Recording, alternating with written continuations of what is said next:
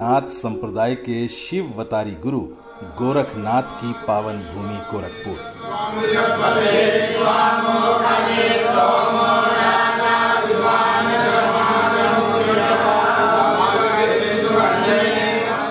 यह पूर्वी उत्तर प्रदेश का नेपाल से सटा तराई का इलाका है।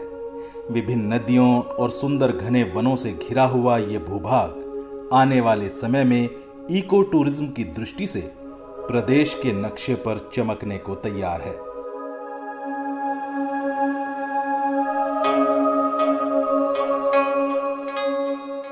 शहर गोरखपुर की पहचान 737 हेक्टेयर में फैली रामगढ़ झील से भी है। किंवदंती है कि प्राचीन काल में इस ताल के स्थान पर एक प्राचीन नगर था जो किसी ऋषि के श्राप से ध्वस्त हो गया और वहां ताल बन गया। उत्तर प्रदेश सरकार ने इसे एक पर्यटक स्थल के रूप में विकसित किया है।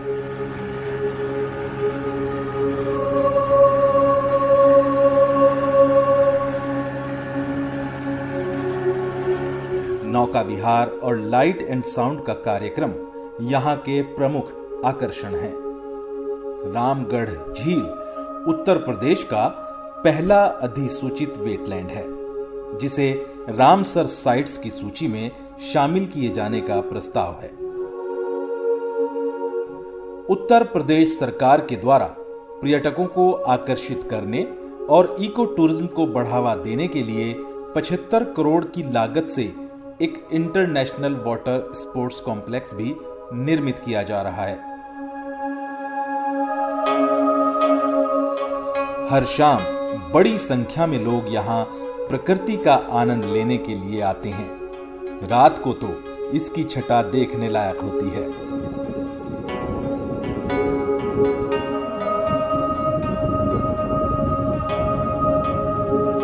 गोरखपुर शहर को इको टूरिज्म के नक्शे में सबसे ऊपर रखने के लिए यूपी सरकार ने इसी ताल से सटे 121 एकड़ क्षेत्र में शहीद अशफाकुल्ला खां प्राणी उद्यान भी स्थापित किया है।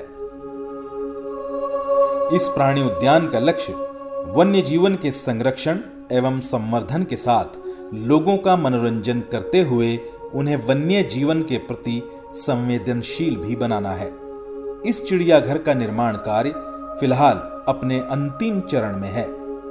इस प्राणी उद्यान में विशेष रूप से उत्तर प्रदेश का पहला इंडोर बटरफ्लाई पार्क भी बनाया गया है जिसमें 40 से अधिक प्रजातियों की तितलियां आकर्षण का केंद्र रहेंगी। इसके परिसर में 34 एकड़ का हिस्सा वेटलैंड का भी है। ये प्रदेश का इकलौता चिड़ियाघर है जिसके पास हरे भरे विभिन्न प्रजातियों के युवा पेड़ों और जलीय वनस्पतियों से भरा हुआ अपना वेटलैंड है। हर वर्ष जब तापमान गिरने लगता है तो बड़ी संख्या में प्रवासी पक्षी आते हैं।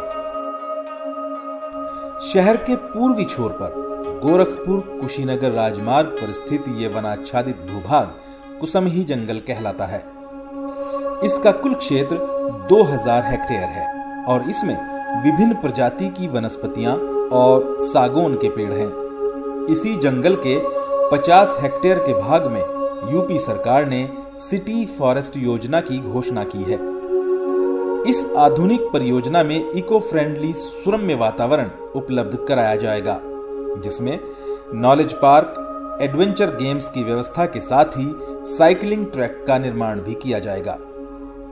इसी जंगल के मध्य भाग में स्थित बुढ़िया माता के सिद्ध मंदिर में आप सड़क से 900 मीटर पैदल चलकर पहुंच सकते हैं।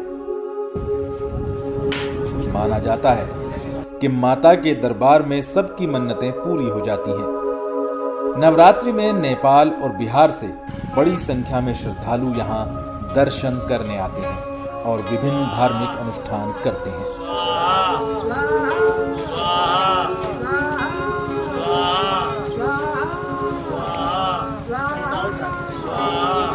कुसमही जंगल के भीतर ही विनोद वन है।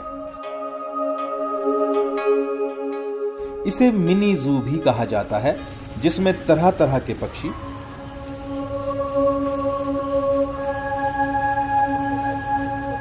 सर्प,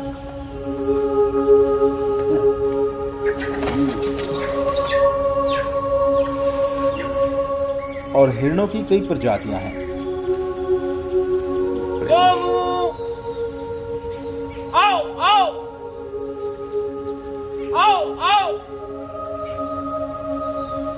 ये शहर के लोगों के लिए हमेशा आकर्षण का केंद्र रहा है।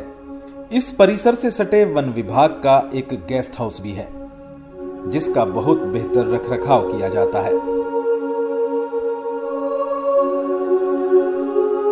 परगापुर ताल महाराजगंज जिले के आनंद नगर के पास स्थित है। 69 हेक्टेयर का ये विशाल जलाशय अपने अद्भुत सौंदर्य के लिए जाना जाता है। इसका अद्भुत विस्तार इसे अपने आप में अलग बनाता है।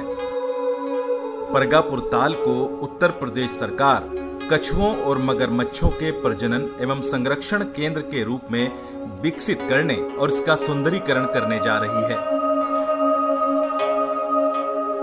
आने वाले समय में यह इको टूरिज्म का प्रमुख केंद्र होगा। चारों तरफ से सघन वनों से घिरे होने के कारण वन रक्षक वन संपदा की रक्षा करने के लिए इस ताल में सघन पेट्रोलिंग भी करते हैं।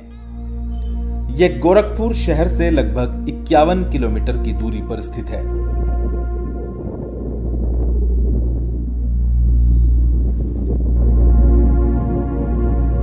इसके किनारे पर प्राचीन लेहड़ा देवी का मंदिर एक सिद्ध स्थान है। महाभारत काल का यह मंदिर घने जंगलों से घिरा हुआ था और पाह नदी के किनारे स्थित था। कहा जाता है कि पांडव अपने अज्ञातवास के दौरान यहाँ आए थे। यहाँ बड़ी संख्या में श्रद्धालु अपनी मनोकामना पूर्ण करने के लिए आते हैं और धार्मिक अनुष्ठान करते हैं।